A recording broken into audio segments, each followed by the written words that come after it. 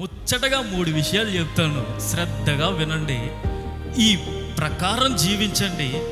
ఈ నెల ప్రారంభ దినాలలోనే నీవు తప్పకుండా ప్రభు నీకు ఇచ్చిన వాగ్దానం ప్రకారంగా నీ చేతికి వాటిని అప్పగిస్తారు. తప్పకుండా విజయము నీదే. హల్లెలూయా. ఈ నెల కుటుంబ ఆశీర్వాద కూడికకు కూడి వచ్చిన వారందరికీ పేరు పేరున హృదయపూర్వకమైన వందనాలు, దేవునికి స్తోత్రాలు. ప్రభు ఈ నెలలో నీతో చెబుతున్న మాట, ఏ ఏ అడ్డంకులైతే ఇప్పటి వరకు నీ ఎదుట నిలవబడ్డాయో, ఏ ఏ సమస్యలైతే అలాగా ఆగిపోయి నిన్ను ముందుకు వెళ్ళనీయకుండా ఆపాయో, వాటిని తొలగించి ఆశీర్వాదముగా నేను మార్చబోతున్నాను. ఆమేన్. హల్లెలూయా. ఇశ్రాయేలీలు మన పితరులు ఐగుప్తు దేశాన్ని దాటి వచ్చారు. ఐగుప్తు దాటారో లేదో వెంటనే వారికి అడ్డంగా ఏమి ఎదురొచ్చింది? ఎర్ర సముద్రం అడ్డొచ్చింది. దాటారు. ఇక ఎన్నెన్నో అద్భుతాలు చూశారు. ముందుకు ఇలాగా కొనసాగుతూ ఉండగా ఒక చోటుకు వచ్చేసరికి వాళ్ళు వెళ్ళవలసిన ఆ ప్రాంతానికి కాస్తంత ముందుకు వచ్చి నిలవబడ్డారు. అక్కడ యోర్ధాను అనే నది అడ్డంగా ఉండిపోయింది. దాన్ని దేవుని మహాకృప ద్వారా దాటగలిగారు. ఇక అయిపోయింది, వచ్చేసాము, మనకు ఇక అంతా సుఖమే అనుకుంటున్న దినాలలో ఒక ఎత్తైన ప్రాకారం, భయంకరమైన ప్రాకారం, దానిని చూస్తే ఒక్కొక్కరికి గుండెలు వణికిపోయేంతగా, జారిపోయేంత ఎత్తైన ప్రాకారాలు, గోడలు ఉన్నాయంట. ఇదేంటి, ఇక అయిపోయింది, ఇన్నాళ్ళు కష్టాలు పడ్డాము, ఇన్నాళ్ళు ఇబ్బందులు పడ్డాము, ఇక మనకు సుఖము సంతోషము కలుగుతుంది, వాగ్దానము, దేవుడు వాగ్దానం చేసిన దేశంలోనికి వచ్చాము అనుకుంటే ఇదేంటి, ఇంత ఎత్తైన ప్రాకారాలు మన జీవితంలో చూడలేదు, ఇంత ఎత్తైన గోడలు మన జీవితంలో చూడలేదు అని అనుకుంటున్న సమయంలో దేవాది దేవుడు నడిపిస్తున్న నాయకుడైన యెహోషువ యొద్దకు వచ్చాడంట. వచ్చి ఆయన అన్న మాట యెహోషువ గ్రంథం 6వ అధ్యాయం 2వ వచనం. అప్పుడు యెహోవా యెహోషువతో ఇట్లా నేను, చూడుము, నేను యెరికోను దాని రాజును పరాక్రమం గల శూరులను నీ చేతికి అప్పగించుచున్నాను. పట్టణాన్ని వెళ్ళే రాజుని, ఆ రాజు యొక్క సైన్యాన్ని. ఇక్కడ యెరికో అనగా నీ సమస్య, దాని రాజు అనగా సాతాను. నీ సమస్యను సృష్టించిన వాడు ఎవరు? సాతాను. పరాక్రమము గల శూరులను అంటే రాజు యొక్క సైన్యం, అంటే బలవంతులైన వాని దూతలు, వాని సైన్యం. ఈ మూడింటిని ఈ నెలలో ప్రభు నీ చేతికి అప్పగించుచున్నారు. మీ చేతికి అప్పగించాలి. ఆమెననగానే అప్పగించేస్తాడు అనుకుంటున్నారా? ముచ్చటగా 3 విషయాలు చెప్తాను, శ్రద్ధగా వినండి. ఈ ప్రకారం జీవించండి. ఈ నెల ప్రారంభ దినాలలోనే నీవు తప్పకుండా ప్రభు నీకు ఇచ్చిన వాగ్దానం ప్రకారంగా నీ చేతికి వాటిని అప్పగిస్తారు. తప్పకుండా విజయము నీదే. హల్లెలూయా. మొదటి మాట, 7 యాజకులు దేవుని సన్నిధి ప్రార్థన చేసుకుంటున్నారు, వాక్యం చదువుతూ ఉన్నారు. మారు మనసు పొందిన తరువాత బాప్తిస్మం పొందారు. ఇక అన్ని దీవెనలే అనుకుంటున్న సమయంలో జరిగిన విషయం, సమస్యలు ప్రారంభమయ్యాయి. ఒకప్పుడు కలిగిన సమస్యల కంటే ఈ రోజున కలుగుతున్న సమస్యలు ఎక్కువగా ఉన్నాయి. ప్రభువుని నమ్ముకున్నాము, ఇంకా బాప్తిసం తీసుకొని కొనసాగుతున్నాం కదా, ఇక అంత సుఖమే అనుకున్నాము, ఇక దేవుడు దయ చూపించాడు, ఇక మన బ్రతుకంతా నెమ్మది కలిగి ఉండొచ్చు అనుకున్నాము. కానీ సమస్యలు, ఎరికో గోడలు అలాగా ఎత్తైన ఆకాశాన్ని అంటే అంత ప్రాకారాల్లాగా ఉన్న గోడలు కనబడతా ఉన్నాయి ఎదురుగా. ఎందుకని ఇలాగ జరుగుతూ ఉంది? వాగ్దాన దేశంలోనికి వచ్చిన తర్వాత దేవుడు వాళ్ళకు కూడా సుఖాన్ని, సంతోషాన్ని ఇవ్వచ్చు కదా, ఇక నెమ్మది కలిగి వాళ్ళు బ్రతికేటట్లుగా ఆయన దయ చూపించవచ్చు కదా. అంటే కాదు, వాగ్దాన దేశంలోనికి వచ్చిన నీవు అడుగు పెట్టావు, బాగానే ఉంది. దానిని స్వతంత్రించుకునే ముందు కొన్ని యుద్ధాలు చెయ్యాలి, కొన్ని గోడలు పడగొట్టాలి, కొన్ని ప్రాకారాలను నాశనం చేయాలి, కొందరు రాజులను జయించాలి. నువ్వు ఆ జయించేలాగున ఆ శక్తిని ప్రభువు మీకందరికీ దయచేయును గాక. ఇప్పుడు వరకు బాగా అర్థమైందా? ఎక్కడున్నాం మనం ఇప్పుడు? వాగ్దాన దేశానికి అడుగు పెట్టాం, అంటే ప్రభు రాజ్యానికి అతి సమీపంగా ఉన్నాం. ఆలస్యం ఏంటంటే మనం మరణం ఒకటే ఆలస్యం, అంతే కదా. అంటే ఇది కాస్తంత హాస్యాస్పదంగా అనిపించినా మనం చావడమే లేటు, పోయి ఎక్కడుంటాం? మనం మరణించడమే లేటు. సరాసరి ప్రభు దగ్గర కన్నులు తెరుస్తాము అనే నిరీక్షణ ఎంతమందికి ఉంది? ఆమేన్, హల్లెలూయా. మనం పోవడమే లేట్ అండి. ఈ మాట దమ్మున్న క్రైస్తవుడు మాత్రం అనగలడు, ఖచ్చితంగా చెప్తాను. ఎందుకంటే కాన్ఫిడెంట్ లేనివాడు, అబ్బో మనది బ్యాక్గ్రౌండ్ చాలా ఉంది, మనం సన్నకథలు చేసినామా, అమ్మో ఇవన్నీ పట్టుకొని లాగుతాయి మనల్ని, మనం ఏడపోతాం బాబోయ్ అని చెప్పలేడు. చెప్పగలిగేవాడు ధైర్యంగా, దైవ భయము కలిగి భక్తి చేస్తున్న వారంతా కూడాను, ప్రభువా ఎప్పుడో నిరాకడ సమయం, ఎప్పుడో నిరాకడ సమయం, యేసయ్యా నా ప్రియా. యేసన్న గారు ఎంత చక్కగా రాశాడు పాట. ఎప్పుడో నిరాకడ సమయం, ఎప్పుడో నిరాకడ సమయం. ధైర్యంగా ఉన్న క్రైస్తవుడు మాత్రమే ఆ మాట చెప్పగలడు. ఖచ్చితంగా నడుచుకుంటున్న క్రైస్తవుడు మాత్రమే ఆ మాట అనగలడు. ఆమేన్. ప్రభు దగ్గరకు వెళ్ళబోయే ముందర బాప్తిస్మము తీసుకొని ఆత్మీయతలో కొనసాగుతున్న నీకు ఎదురుగా అడ్డుగోడలు నిలవబడ్డాయి. ఆకాశాన్ని అంటే ప్రాకారాలు కళ్ళెదురు కనబడుతూ ఉన్నాయి. ఎంత ఎత్తున్నాయంటే నీ కళ్ళకు కూడా అందనంత ఎత్తుగా ఉన్నాయి. ఆ ప్రాకారాలు ఎదురుగా ఉన్నప్పుడు దేవుడు చెప్పిన మాట ఇప్పుడు మీరు చదువుతారు.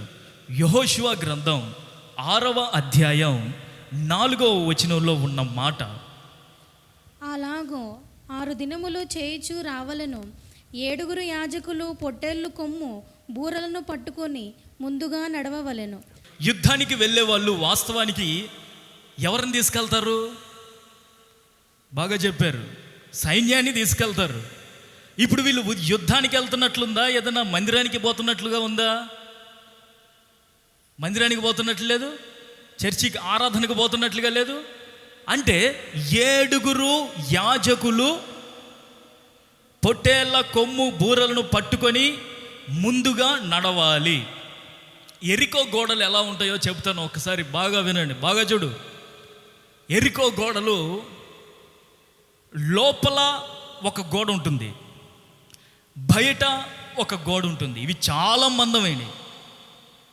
వీటి మధ్యలో అంటే గోడల పైన ఇల్లులు కట్టుకునే అంత మందం ఉంటాయండి. రహాబు అనే వేశ్య ఇల్లు ఎక్కడుంది? ఆమెది గోడ మీద ఉంది.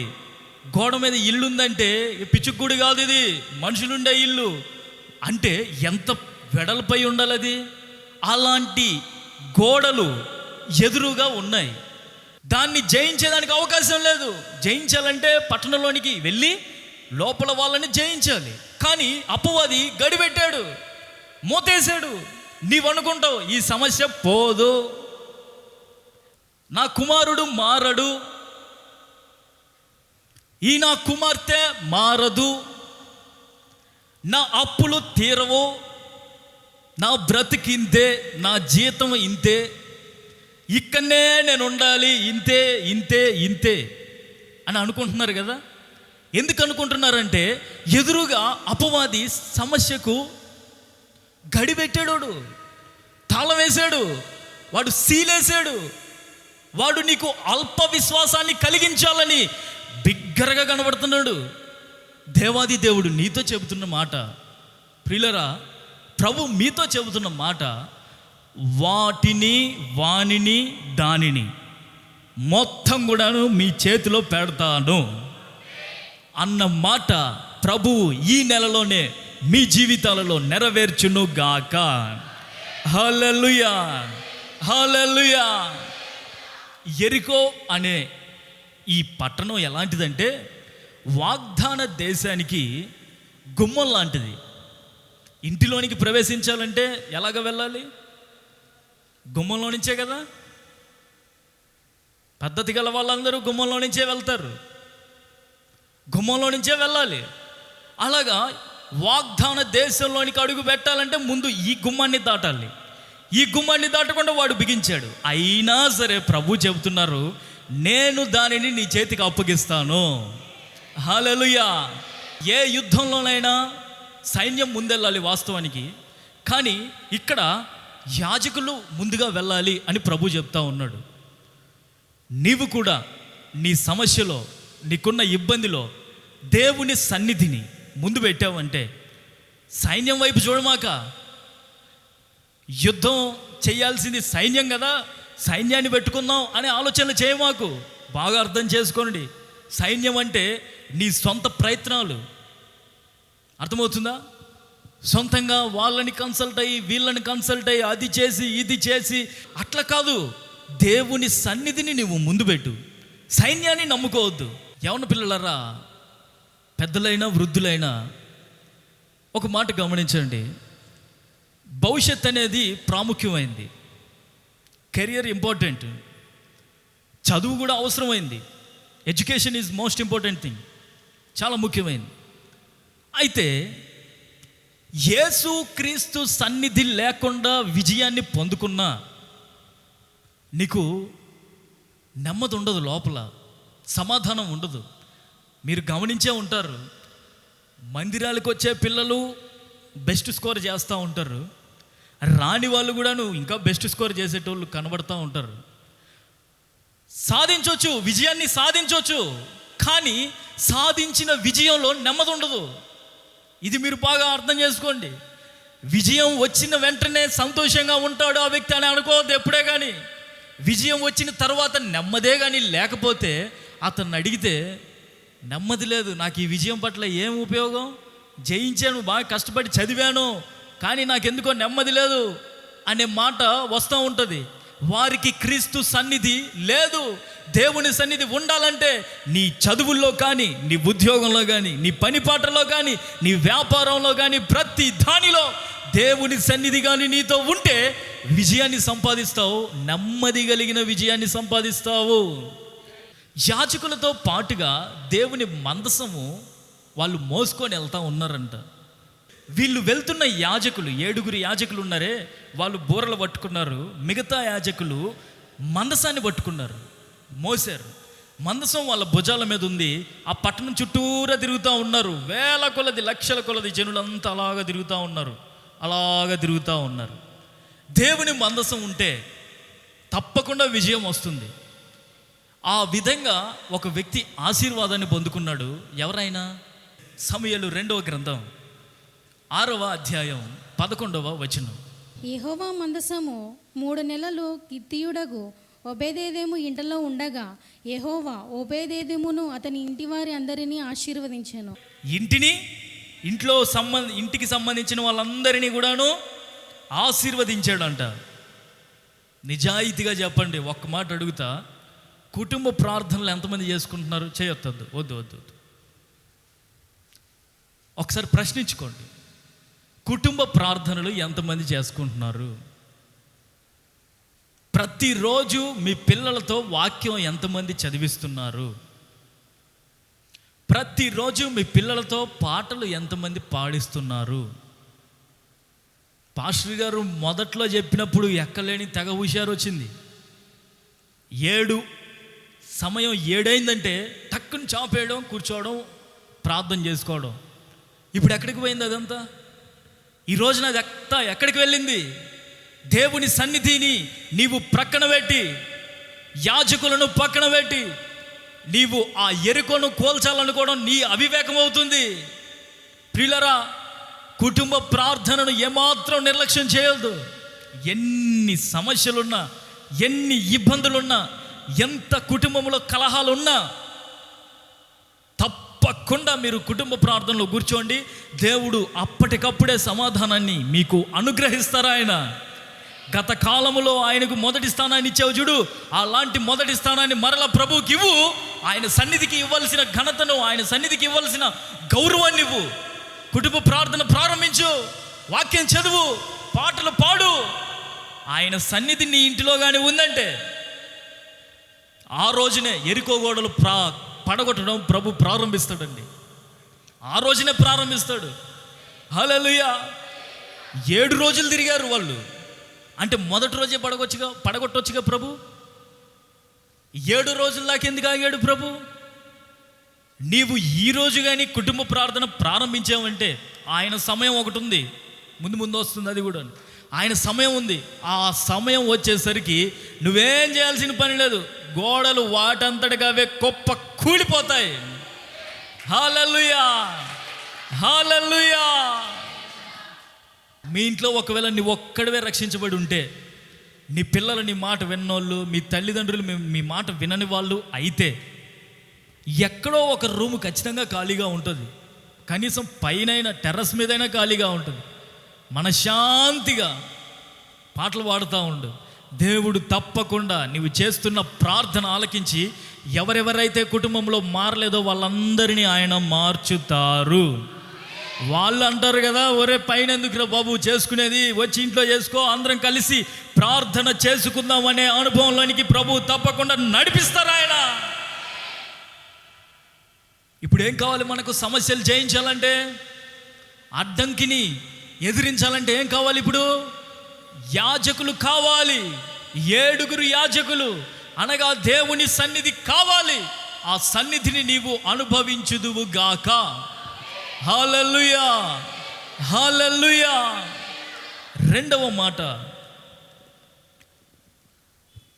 7 బూరలు. 7 బూరలు దేవుని స్వరము, దేవుని స్వరము. 6వ అధ్యాయం 6వ వచనంలో రాయబడిన మాట, 7 యాజకులు యెహోవా మందసమునకు ముందుగా పొట్టేలు కొమ్ము బూరలను 7 పట్టుకొని నడవవలెనని వారితో చెప్పాను. పొదల్లో చిక్కుకొని ఉన్న పొట్టేళ్ళను తీసుకొని ఇస్సాకుని బలిపీఠం మీద పెట్టిన వాడిని దింపి ఆ పొట్టేళ్ళని తీసుకొచ్చి బలి అర్పించాడంట. ఎందుకంటే ఈ కొమ్ములు దేవునికి మనిషికి, దేవునికి మనిషికి, మనిషి దేవునికి ఇచ్చే బలిని జ్ఞాపకం చేస్తున్నాయి. పొట్టేలు కొమ్ములు లోకం దృష్టిలో మనం చేసే ప్రయత్నాలు వెర్రితనంగా అనిపిస్తాయి. అవునంటారా కాదంటారా? మనకేమో ఒక రకమైన సమస్య వెంటాడుతూ ఉంటే ప్రభువు ప్రభువు ప్రభువు అని బైబిల్ పట్టుకొని నువ్వు మందిరానికి వస్తూ ఉంటావు. పక్కన ఇంటి వాళ్ళు ఉంటారే, నీ ఇంటి పక్కన వాళ్ళు, నీతో అనకపోయినా వాళ్ళల్లో వాళ్ళు మర్మరింగ్స్ ఏముంటాయి? మర్మరింగ్స్ అంటే గుసగుసలు. ఆహా, ఈ గుసగుసలు ఏమి ఉంటాయి? ముందు ఇంట్లో బాగలేదు పరిస్థితి, ఇంట్లో చూసుకోవట్టు కానీ బైబిల్ పట్టుకొని ఓ అని పోతూ ఉంటుంది. ఏం సాధిస్తుంది ఏంటని. ఎరికో పట్టణం చుట్టూ కూడాను యాజకులు బోరలు పట్టుకొని తిరుగుతూ ఉంటే ఈ గోడల మీద ఉండి సైనికులు ప్రజలు పిచ్చోళ్ళు రైల్లో పిచ్చోళ్ళు వీళ్ళకి మైండ్ పోయింది. మన ప్రాకారాలు చూసేసరికి వీళ్ళకి బుర్ర పనిచేయడం లేదు. లేకపోతే వచ్చి యుద్ధం చేయాలి కానీ వీళ్ళెక్కడ పిచ్చోళ్ళరా బాబోయ్ అని చెప్పి ఒకళ్ళొకళ్ళు చూసి నవ్వుకుంటా ఉన్నారు. ప్రియులరా, లోకం దృష్టిలో మనం కూడా అలాగే ఉంటాము. మనం ఒక సమస్యతో పోరాడుతూ ఉన్నాం. నీవు ప్రభు మీద నమ్మకంతో, క్రీస్తు మీద నమ్మకంతో నీవేమో ప్రార్థన చేస్తూ ఉంటావు. ఆ సమయంలో ఒకవేళ వాళ్ళంటున్న మాటలకు లొంగిపోయి ప్రార్థన పోతే ఏమొస్తుంది, కూర్చొని కాసేపు ప్రార్థన చేసుకొని వస్తాము, మనం ఏదైనా ప్రయత్నం చేద్దామనే కానీ లొంగిపోయి ఉంటే ఇశ్రాయేలీలు విజయం వచ్చేదా? గోడలు కూలేయా? ఎదురుగా ఉన్న రాజును చంపగలిగే వాళ్ళ? ఎందుకు? లోకం వైపు చూడకూడదు. ఒక్కసారి ప్రభు సన్నిధికి వచ్చావు, ప్రభువు తప్పకుండా కార్యాన్ని చేస్తాడని నమ్మావు. నమ్మిన నీవు ఖచ్చితంగా ఇదే విశ్వాసంలో ఉండు. 7 రోజులు తిరగాలి, 6 రోజులు తిరుగుతానంటే కుదరదు. బూరలు పట్టుకొనే తిరగాలి. బూర దేవుని స్వరం, దేవుని స్వరానికి సాదృశ్యంగా ఉంది. ఆ బూర కానీ నీ చేతిలో ఉందంటే యాజకులు వాటిని పట్టుకొని తిరుగుతూ ఉన్నారు. ఒకానొక రోజు వచ్చింది, ఆ రోజు ఆ బూరలను ఊదారు. ఆ లాగున ప్రభువు తప్పకుండా ఊదే సమయాన్ని ఇస్తాడు. ఆ ప్రభు ఆయన సమయం ఒకటి ఉంది, ఆయన టైం లైన్ వేరు, మన కాలంలాగా ఉండదు ఆయన కాలం. ఆయన గడియారం వేరు. అసలు మన గడియారాలు వేరు, ఆయన గడియారం వేరు. ఆ క్లాక్ సమయం వచ్చినప్పుడు నీ ఎదుటనే గోడలు కొప్ప కోలుతాయి. హల్లెలూయా, హల్లెలూయా, హల్లెలూయా. ప్రతి వారం దేవుని వాక్యం ప్రకటించబడతా ఉంది. ఇక్కడ బాగా శ్రద్ధగా వింటున్నారు. వాస్తవానికి 45-50 నిమిషాల్లో ముగించాలని చాలా ప్రార్థన చేసుకొని వస్తాం. నిజంగా ఎక్కువ సమయం తీసుకోకూడదు, త్వరగా పంపించేయాలి అని. మీ హుషారు చూస్తే, మీరు ఆసక్తిగా వింటున్న విధానాన్ని చూస్తే పరిశుద్ధాత్మ దేవుడు ఇంకా ఇంకా ఇంకా ఇంకా మాట్లాడుతూ ఉన్నాడు. దేవుని స్వరం అది. ప్రభు బూర ఊదుతూ ఉన్నాడు. బూర ఊదుతూ ఉంటే విన్నావు, ప్రసంగాన్ని బాగా వింటున్నావు, కళ్ళార్పకుండా వింటున్నావు, చెవులు ఏడ మూతలు పడతాయని శ్రద్ధగా వింటున్నావు, చాలా మంచిది. బూరలు చేతపట్టిన నీవు, ప్రసంగాన్ని విన్న నీవు మరల గోడ వైపు చూస్తే ఎలాగా? అంటే మరల సమస్య వైపు చూస్తే ఎలాగా? ప్రసంగం అంత సూటిగా వెళ్ళింది, బోర నీ చేతిలో ఉంది. ప్రసంగాన్ని విన్న తర్వాత కూడా నీవు సమస్య వైపు, ఎరుకో గోడ వైపు చూస్తే నీవు ఎప్పుడు దాన్ని పడగొట్టాలి? ఇశ్రాయేలీలు ఎరికో గోడ వైపు చూడలేదు. వాళ్ళు చేసిందల్లా ప్రభు చెప్పినట్లుగా తిరగడం ప్రారంభించారు. ఆయన చెప్పినట్లుగా చేస్తూ వచ్చారండి. అట్టి అనుభవంలోనికి ఈ వాక్యాన్ని వింటున్న ప్రతి ఒక్కరూ రావాలి. ఆమేన్, హల్లెలూయా. బూరలు పట్టుకొని తిరగండి అని చెబుతూనే దేవుడు ఇంకొక మాట కూడా చెప్పాడు. ఒక షరతు పెట్టాడు ఆయన. అది 10వ వచనంలో ఉంటుంది. మరియు యెహోషువ, మీరు కేకలు వేయుడని నేను మీతో చెప్పు దినము వరకు మీరు కేకలు వేయవద్దు, మీ కంఠధ్వని వినబడనీయవద్దు, మీ నోట నుండి ఏ ధ్వనియు రావలదు. నేను చెప్పునప్పుడే మీరు కేకలు వేయవలనని జనులకు ఆజ్ఞ ఇచ్చాను. ఎదురుగా గోడలు ఉన్నాయి, ఆయుధాలు తీసుకొచ్చి జయించండి అని అనగాల్సింది పోయి చుట్టూ తిరగండి, బోరలు పట్టుకోండి అని అంటాడేంది మన నాయకుడు అని. ఈ మాటలు ఏం చేస్తాయి? రాను రాను బలహీనపరుస్తాయి, విశ్వాసంలో ఎదగనివ్వవు. మనిషి ప్రార్థనలో కూడా తగ్గిపోతాడు. మీరు కూడాను అంతేనండి. ప్రభు ఒక సమయం చెప్పాడు, ఆ సమయం వరకు ఆ కార్యం జరగదు, ఇంకంతే. ఈ సమయం లోపల నువ్వు నోరు తెరిచి నీ ఇష్టం వచ్చిన మాటలు మాట్లాడకూడదు. ఇంకా జరగలేదు, ఈ సమస్య అలాగే ఆగిపోయింది, మన అదృష్టం ఇంతే. లేదు, అలా అనుకోకూడదు. నీవు మౌనంగా ఉండాల్సిన సమయం ఇది. మౌనంగా ఉండమన్నప్పుడు మౌనంగానే ఉండు. ఆ స్వరం, ఆ బూర నీవు నీ చేత పట్టుకోవాలి. ఒక సమయం వస్తుంది, ఆ సమయాన్ని ప్రభు చెప్తాడు, ఇక ఊదు రైట్ అంటాడు. ఆ దినం వరకు నీవు మౌనంగానే ఉండాలి. ఇప్పుడు చెప్పరు, మౌనంగా ఉండడం మామూలు కాదుగా బాబోయ్. మేము ఏదో ఒకటి మాట్లాడుతూనే ఉంటాం, మా నోరు ఏడాగిద్ది అనుకుంటున్నారా?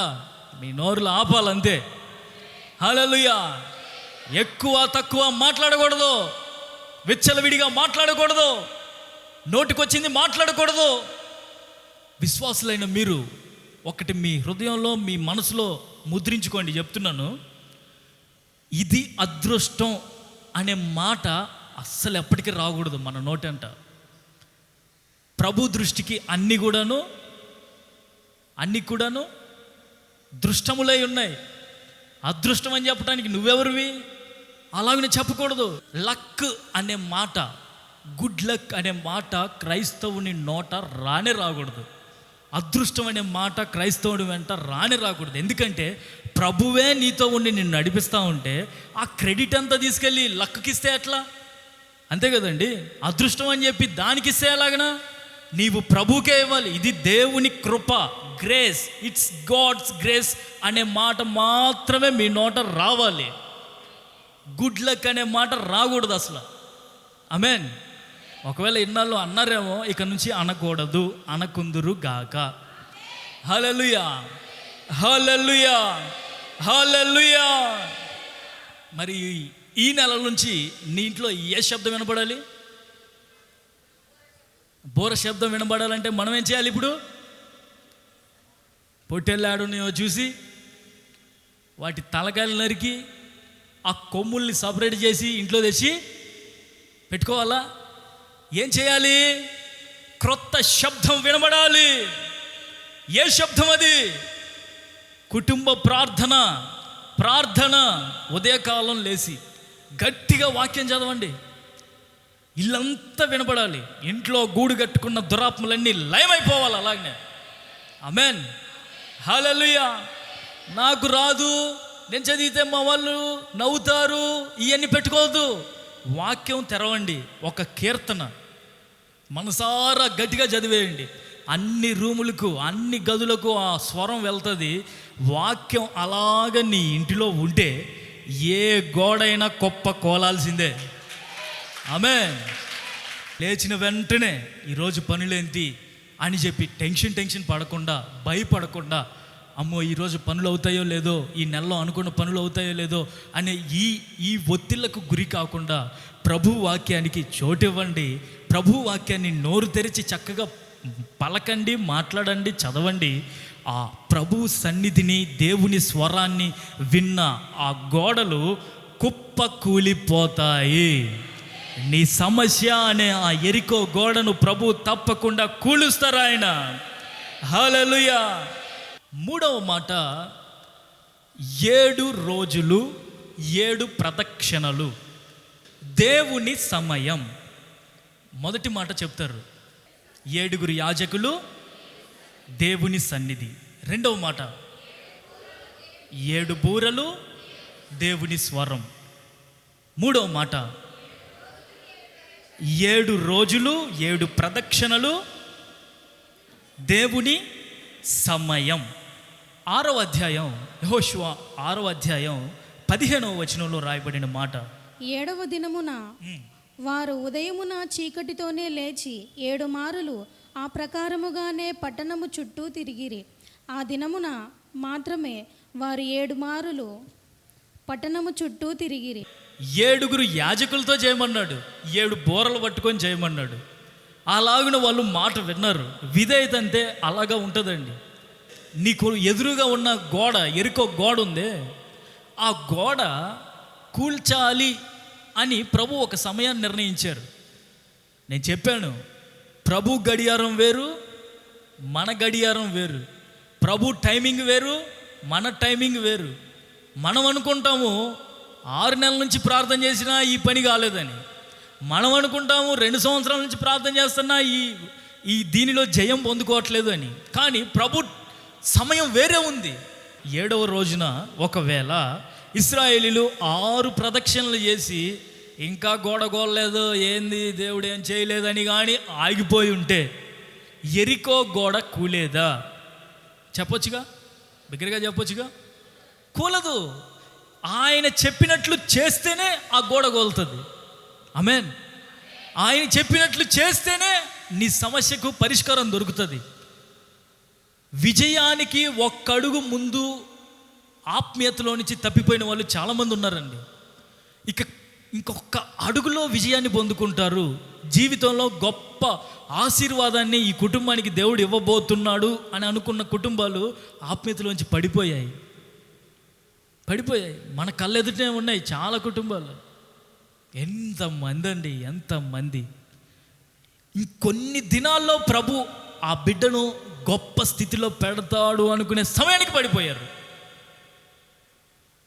అయితే మీరు ఇక్కడ ఉండి ఈ వాక్యాన్ని వింటున్న వారు ఆ 7వ దినము 7 ప్రదక్షిణలు చేసేంత వరకు నిలవాలి. ఆగకూడదు. 6వ ప్రదక్షిణలో కానీ 7వ ప్రదక్షిణలో 5వ ప్రదక్షిణలో కానీ ఆగాలి. అలసిపోయాము, మా వల్ల కావడం లేదనే మనస్సు తలంపు మీకు రాకూడదు. 7 ప్రదక్షిణలు చేస్తే ఎదురుగా ఉన్న గోడ కూలిపోతుంది. ఆమేన్. కూలిపోతుందండి. 7వ దినమున వాళ్ళు 7 ప్రదక్షిణలు చేసిన తర్వాత జరిగిన కార్యం 20వ వచనంలో రాయబడి ఉంటుంది, చూడండి. యాజకులు బూరలు ఊదగా ప్రజలు కేకలు వేసిరి. ఆ బూరల ధ్వని వినినప్పుడు ప్రజలు ఆర్భాటముగా కేకలు వేయగా ప్రాకారము కూలెను. కొట్టు బిగ్గరగా, చప్పట్లు కొట్టు బిగ్గరగా. యాజకులు బూరలు ఊదగా, ఇందాకేమన్నాడు యెహోషువ? ఏమన్నాడు? మౌనంగా ఉండండి, కేకలేయొద్దు. ఇప్పుడు ఇక్కడ ఏం చెప్పాడు? ఇంకా స్టార్ట్ చేయండి, కేకలేయండి, స్తుతించండి, బూరలు ఊదండి అన్నాడు. బూరలు ఊదుతూ ఉన్నారంట. ఆ 7వ ప్రదక్షిణ చేశారో లేదో గోడలు కూలిపోయాయి. నీ ఎదురుగా నిలిచిన గోడలు కూడా కూలిపోతాయి. అది ఎట్టి భయంకరమైన సమస్య అయినప్పటికీ విజయం నీదే. ఎప్పుడు? 7 ప్రదక్షిణలు చేసినప్పుడు, 6వ దానిలో ఆగిపోయినప్పుడు కాదు. 7 నీవు ఓర్పు కలిగి విశ్వాసమునకు కర్త చెప్పాలి, దాని కొనసాగించువాడు అయినా యేసు వైపు చూచుచు ఓర్పుతో నిరీక్షణతో పరుగెత్తుదుముగాక. ఆ సమయము వరకు, ఏ సమయం అది? గోడ కూలే సమయం వరకు ఓర్పు కలిగి ఉందుముగాక. ఇన్ని నెలలుగా నీ సమస్యకు పరిష్కారం దొరకలేదేమో, ప్రభు ఈ నెలలో చెబుతూ ఉన్నాడు. నీవు 6 రోజులు తిరిగావు, 7వ రోజులోనికి వచ్చావు. 7వ రోజు 6 ప్రదక్షిణలు అయిపోయాయి. ఇక మిగిలింది 7వ ప్రదక్షిణ. ఆ 7వసారి కూడా తిరగడానికి నువ్వు ఓపిక పట్టుకున్నావు అంటే నీ సమయం అతి సమీపంగా ఉంది. నీ జీవితంలో కార్యం అతి సమీపంగా జరగబోతోంది. అప్పటి వరకు ఓపిక పట్టావంటే గోడలు కూలిపోతాయి, సమస్యలు చెల్లాచెదరైపోతాయి. దాని రాజును, పరాక్రమము గల శూరులను నీ చేతికి అప్పగిస్తారు ఆయన. యోసేపు బందీగా చెరసాలలో ఉన్నాడు. ఇక సాయంత్రం రాజు పిలుస్తాడు. కలకు భావం యోసేపు చెబుతాడు. ఆ రోజు సాయంత్రం ప్రధాన అవుతాడు. ఆ రోజు ఉదయం కానీ, బాగా విను, ఆ దినము ఉదయకాల సమయంలో 13 సంవత్సరాలు ఎన్ని కష్టాలు పడ్డాను కానీ కార్యం జరగలేదు అని ఉదయకాల సమయంలో మనసు మార్చుకొని లోకం వైపుకు తిరుగుంటే, ఆ దినం సాయంకాలానికి యోసేపుకు రాజు యొద్ద నుండి పిలుపు వచ్చేదా? మీరు ఒకవేళ ఆ ఉదయకాల సమయంలో ఉన్నారేమో, మీకు త్వరలో ఆశీర్వాదాలు రావడానికి సిద్ధంగా ఉన్నాయేమో. ప్రభు ఇంకొన్ని దినాలలో నీ జీవితంలో గొప్ప కార్యాన్ని జరిగించాలని ఆశగా ఉన్నారేమో. ఈ ఆఖరి సమయంలో ఎంత మాత్రం అల్ప విశ్వాసం నీలోనికి వచ్చినా, దేవుని మీద నమ్మకం తగ్గినా, ప్రార్థన తగ్గినా, వాక్య అనుభవం తగ్గినా, పొందుకోలేము. మొదట్లోనేమో ఉపవాస ప్రార్థనలు, వాక్యం చదవటము చాలా బాగా చేశారు. ఎప్పుడు బాప్తిసం తీసుకున్న ఆ ప్రారంభ దినాల్లో 7వ దినం వరకు వెయిట్ చేయలేకపోతున్నారు, వేచి ఉండలేకపోతూ ఉన్నారు. ప్రియులరా, 7వ దినము వరకు నీవు ఉంటే అక్కడ రాయబడిన మాట ప్రాకారము కూలెను. ఒక్కసారే కూలింది. అది దఫాలుగా కోరలేదు. అది కొంచెం గేటు ముందు పడిపోవడం, తలుపులు ముందు, తర్వాత గోడ, కొంచెం భాగం అలా కూలిందని రాయబడి ఉందా? ఏమనుంది అక్కడ? ప్రాకారము కూలెను, ప్రజలందరూ తమ ఎదుటికి చక్కగా పట్టణ ప్రాకారము ఎక్కి పట్టణమును పట్టుకొనిరి. హల్లెలూయా, హల్లెలూయా, హల్లెలూయా. ఈ కుటుంబ ఆశీర్వాద కూడికి వచ్చిన నీతో ప్రభు చెబుతున్న మాట, 6వ రోజులో నీవు ఉన్నావేమో, లేక 7వ రోజులో 5వ ప్రదక్షిణలో ఉన్నావేమో. ఇంకా 2 నువ్వు తిరగాల్సింది, ఇంకొక రోజే నువ్వు ఉండాల్సింది, తిరగవలసింది. ఈ సమయంలో నిరీక్షణతో, ఓపికతో ప్రభు వైపే చూస్తూ కానీ నువ్వు ఈ పందెంలో, ఈ ఆత్మీయ యాత్రలో కొనసాగావంటే యెరికోను దాని రాజును, పరాక్రమము గల శూరులను నీ చేతికి ఆయన అప్పగిస్తారు. హల్లెలూయా, హల్లెలూయా. యెరికోను, బిగ్గరగా చెప్పండి, దాని రాజును, పరాక్రమము గల ఆ రాజు యొక్క సైన్యాన్ని. యెరికో అంటే ఏంటి? సమస్యలు, ఇబ్బందులు. దాని రాజు అంటే అపవాది, సాతాను. శూరులు అంటే వాని సైన్యం, నిన్ను పట్టి పీడిస్తున్న దురాత్మల సమూహం. అందరినీ ప్రభు ఈ నెలలో నీ చేతికి అప్పగించబోతున్నారు. ఆయన ముందుగానే చెప్పాడు. అప్పటికి యుద్ధం కూడా ప్రారంభమవలేదు. ఇంకా ఆ కోట గోడలకు ఎదురుగానే ఉన్నారు. కనీసం ఒక్క ప్రదక్షిణ కూడా చేయలేదు, ఒకసారి కూడా తిరగలేదు, ఒక్కరోజు కూడా కాలేదు. అప్పుడే ఆయన అన్నారు, నీ చేతికి యెహోషువా, నీ చేతికి నేను అప్పగించబోతున్నానన్న మాట ఈ నెలలో ప్రభు నీతో చెబుతున్నారు. నీ చేతికి నేను దానిని అప్పగించబోతున్నాను. నీవు దానిని తుత్తనీయులుగా చేయబోతున్నావు. ఏ శక్తి నీ ఎదుట నిలవబడకుండా నేను దానిని కూల్చబోతున్నాను. హల్లెలూయా.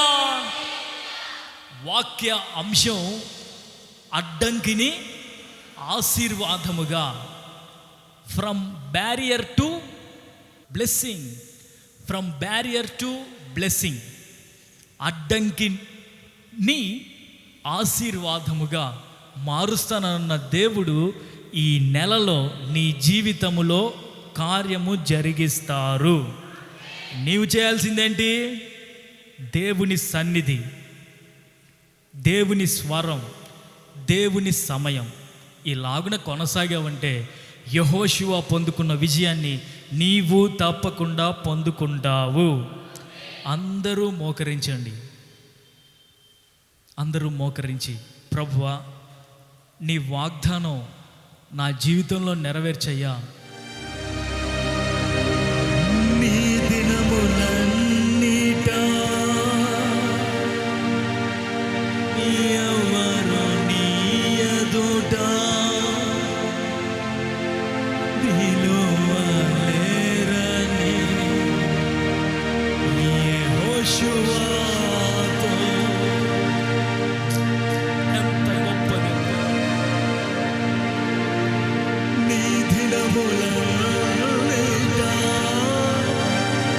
ఎవరు నీ ఎదుట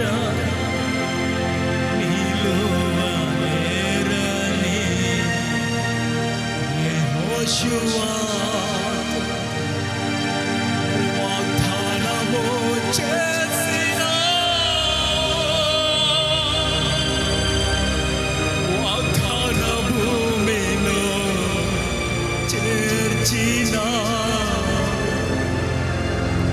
వాగ్దానము చేసిన, వాగ్దాన భూమిలో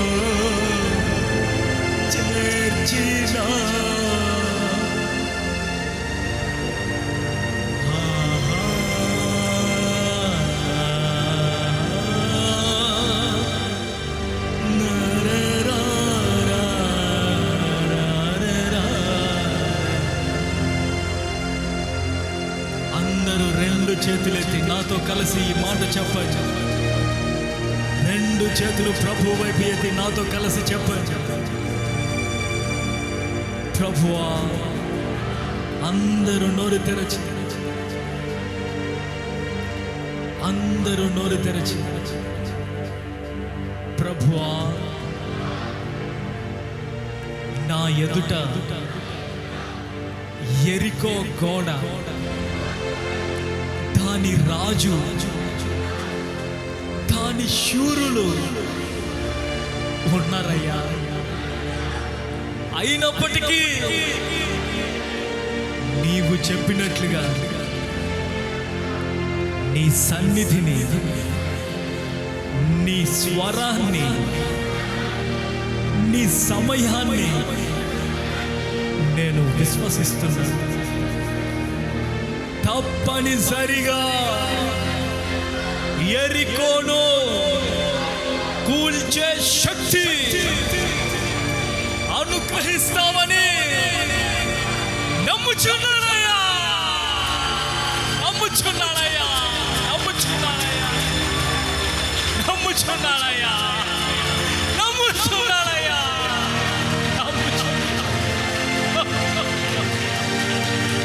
నమ్ముతున్నాను తండ్రి.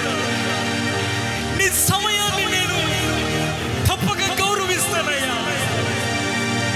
నేను నీ మాట వింటానయ్యా. మరలా మొదటిలో మాదిరిగానే కుటుంబ ప్రార్థనలు చేస్తానయ్యా.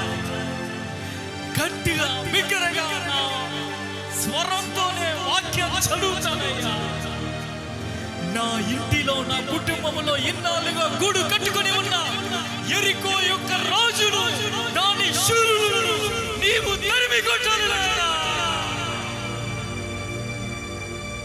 రెండు చేతులెత్తి బిగ్గరగా స్తోత్రం చెప్పాలి. బిగ్గరగా